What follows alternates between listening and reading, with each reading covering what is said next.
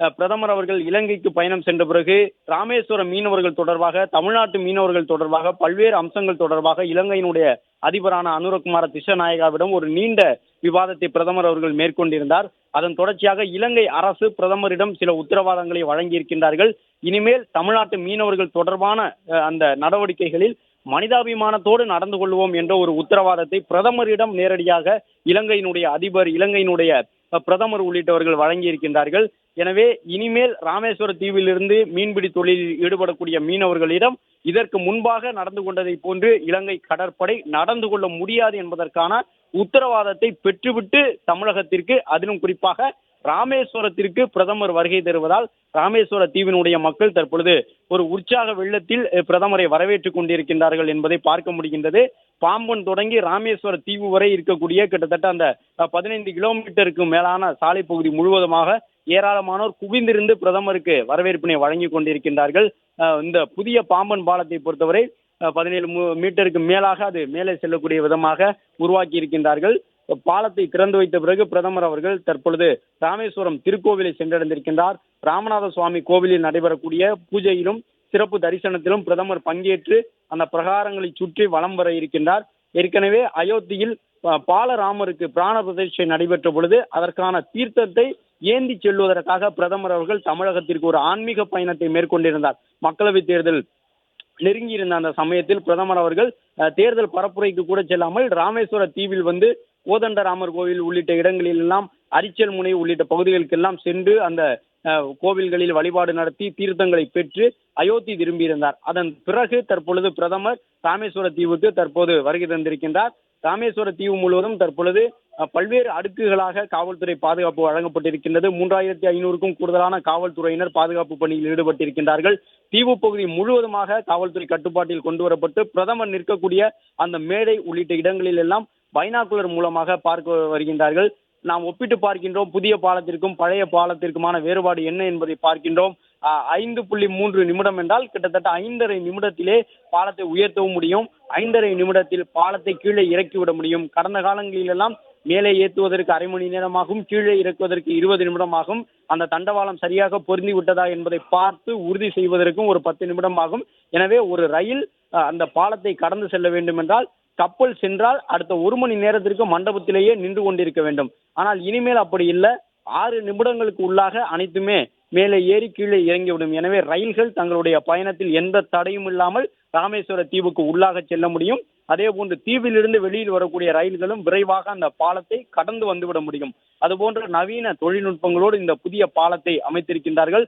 பிரதமர் நரேந்திர மோடி அவர்கள் பாலத்தை திறந்து வைத்த பிறகு பாம்பன் பாலத்தில் நின்று ஏராளமான சிவாச்சாரியர்கள் பிரதமர் அவர்களுக்கு அந்த புனித தீர்த்தங்களை கலசங்களில் கொண்டு வந்து வழங்கியதை பார்த்தோம். அதே போன்று அர்ச்சிக்கப்பட்ட மாலைகள் பிரதமர் அவர்களுக்கு வழங்கப்பட்டது. அந்த மாலைகளையும் பிரதமர் அவர்கள் தன்னோடு எடுத்து செல்லக்கூடிய காட்சியை பார்க்கின்றோம். புதிய பாலம் திறக்கப்பட்டதன் அடையாளமாக பாலத்தின் மீது ரயில்கள் செல்லுவதையும் பாலத்தின் இடையே கப்பல் செல்லுவதையும் நாம் பார்க்கின்றோம். ராமேஸ்வர தீவை பொறுத்தவரை 2022 டிசம்பருக்கு பிறகாக ரயில் போக்குவரத்து மண்டபத்தோடு நிறுத்தி வைக்கப்பட்டது. இன்றுதான் மண்டபத்தையும் கடந்து ராமேஸ்வர தீவுக்கு உள்ளாக செல்லுகின்றது. இன்னும் சற்று நேரத்தில் பிரதமர் அவர்கள் ராமேஸ்வர தீவு கோவிலுக்கு சென்று வழிபாடு நடத்த இருக்கின்றார். கோவிலில் வழிபாடு நடத்தி முடித்த பிறகு பல்வேறு முடிவுற்ற திட்டப்பணிகளை பிரதமர் நரேந்திர மோடி அவர்கள் தொடங்கி வைக்க இருக்கின்றார். பிரதமருடைய பயண திட்டத்தில் இன்று முக்கியமானதாக இந்த பாம்பன் பாலம் இருந்தாலும் கூட அதோடு சேர்த்து மேலும் பல புதிய திட்டங்களை பிரதமர் இன்று திறந்து வைக்க இருக்கின்றார். தமிழ்நாட்டில் அகலப்படுத்தப்பட்ட 4 வழி சாலைகளாக்கப்பட்ட சாலைகளை பிரதமர் நரேந்திர மோடி அவர்கள் நாட்டு மக்களுக்கு, தமிழக மக்களுக்கு அர்ப்பணிக்க இருக்கின்றார். அதன்படி பிரதமருடைய இன்றைய வருகை என்பது 8000 கோடிக்கும் கூடுதலான வளர்ச்சி திட்ட பணிகளை வழங்கக்கூடிய விதமாக அமைந்திருக்கின்றது. அதன் அடிப்படையில் இந்த புதிய பாம்பன் பாலத்தை திறந்து வைத்தது மட்டுமல்லாமல் விழுப்புரம் புதுச்சேரி இடையே தேசிய நெடுஞ்சாலை 332 அமைக்கப்பட்டிருக்கக்கூடிய விழுப்புரம் புதுச்சேரி 4 வழிச்சாலையை பிரதமர் இன்று நாட்டு மக்களுக்கு அர்ப்பணித்திருக்கின்றார். மேலும் தேசிய நெடுஞ்சாலை எண் 32 பூண்டியங்குப்பம் முதல் சட்டநாதபுரம் வரை இருக்கக்கூடிய சாலையை 4 வழிச்சாலையாக அகலப்படுத்தி அதிலும் வாகனங்கள் செல்வதற்கான அனுமதி இன்று வழங்கப்பட்டிருக்கின்றது. பிரதமர் அந்த பூண்டியங்குப்பம் சட்டநாதபுரம் 4 வழிச்சாலையை திறந்து வைத்திருக்கின்றார். மேலும் சோழபுரம் தஞ்சாவூர் இடையிலான அந்த நெரிசல் மிகுந்த சாலை 4 வழிச்சாலையாக்கப்பட்டது. அந்த சாலையிலும் வாகனங்கள் செல்வதற்கான அனுமதி இன்று முதல் வழங்கப்பட்டிருக்கின்றது. 4 வழிச்சாலையாக தரம் உயர்த்தப்பட்டிருக்கக்கூடிய சோழபுரம் தஞ்சாவூர், பூண்டியங்குப்பம் சட்டநாதபுரம், விழுப்புரம் புதுச்சேரி என்று தேசிய நெடுஞ்சாலைகளில் இருக்கக்கூடிய 3 சாலைகளை பிரதமர் அவர்கள் இன்று திறந்து வைத்திருக்கின்றார். நாட்டு மக்களுடைய பயன்பாட்டுக்கு அர்ப்பணித்திருக்கின்றார். அது மட்டுமல்லாமல் பிரதமர் இன்று நடைபெறக்கூடிய நிகழ்ச்சியில் பங்கேற்று மற்றொரு முக்கியமான சாலையை 4 வழிச்சாலையாக அகலப்படுத்துவதற்கான அடிக்கல்லை நாட்ட இருக்கின்றார். அதன்படி வாலாஜாபேட்டை ராணிப்பேட்டை சாலை என்பது 4 வழிச்சாலையாக தரம் உயர்த்தப்பட இருக்கின்றது. தமிழ்நாடு ஆந்திர பிரதேச எல்லை பிரிவு சாலையாக இருக்கக்கூடிய இந்த வாலாஜாபாத் ராணிப்பேட்டை சாலை தேசிய நெடுஞ்சாலை எண் 40 4 வழிச்சாலையாக அகலப்படுத்துவதற்கான அந்த அடிக்கல்லையும் பிரதமர் இன்று நாட்ட இருக்கின்றார். ஒட்டுமொத்தமாக பிரதமருடைய இன்றைய வருகையில் 8500 கோடி மதிப்பிலான பல்வேறு நலத்திட்டங்களை தமிழ்நாடு பெற்றிருக்கின்றது.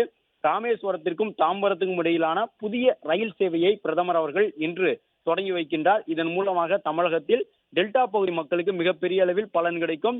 கடலூர், மயிலாடுதுறை, திருவாரூர், நாகப்பட்டினம், புதுக்கோட்டை, தஞ்சாவூர் உள்ளிட்ட மாவட்டங்களை சார்ந்த ரயில் பயணிகள் ராமேஸ்வரம் செல்வதற்கு அந்த ரயிலை பயன்படுத்த முடியும்.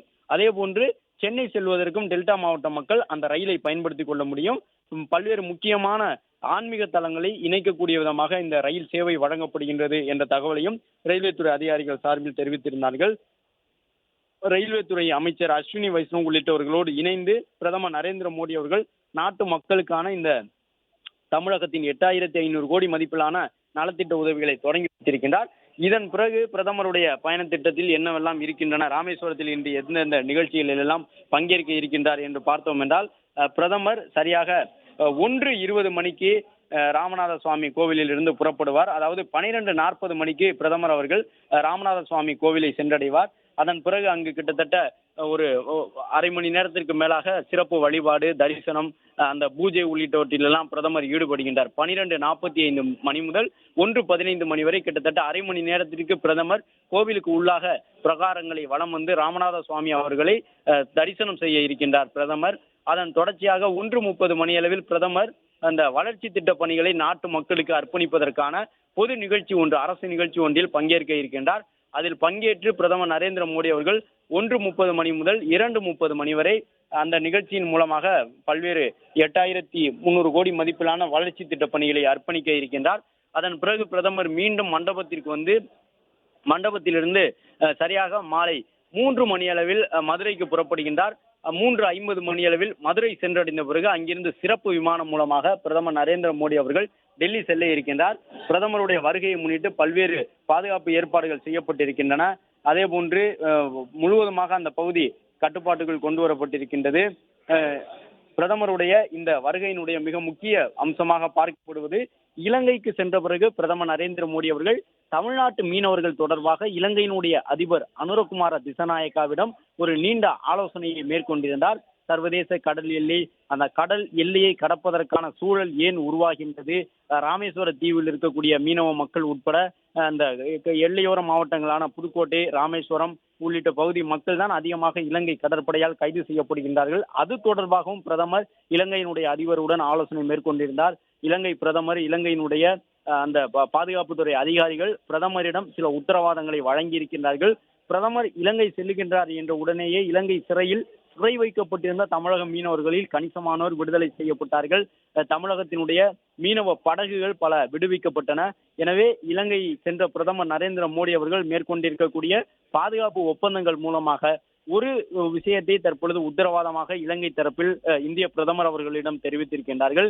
இந்த மீனவர்கள் எல்லை தாண்டக்கூடிய பிரச்சனையை பொறுத்தவரை மீனவர்களிடம் மனிதாபிமான முறையில் நடந்து கொள்வதற்கான உறுதிமொழியை வழங்கியிருக்கின்றார்கள். கடந்த சில ஆண்டுகளாக இலங்கை அரசாங்கம் அவர்கள் நாட்டில் செய்திருக்கக்கூடிய சட்ட திருத்தத்தின் மூலமாக பிடிபடக்கூடிய மீனவர்களுடைய மீன்பிடி படகுகளையும் அவர்கள் கையகப்படுத்தி விடுகின்றார்கள். அது மட்டுமல்லாமல் அபராதம் விதிக்கின்றார்கள், கூடுதலாக சிறை தண்டனை விதிக்கின்றார்கள். அது போன்ற நடவடிக்கைகளால் தமிழக மீனவர்கள் பெரிய பாதிப்பை சந்திக்கின்றார்கள். குறிப்பாக அந்த கடல் சார்ந்த வாழ்வாதாரம் கொண்ட ராமேஸ்வரம் மக்கள்.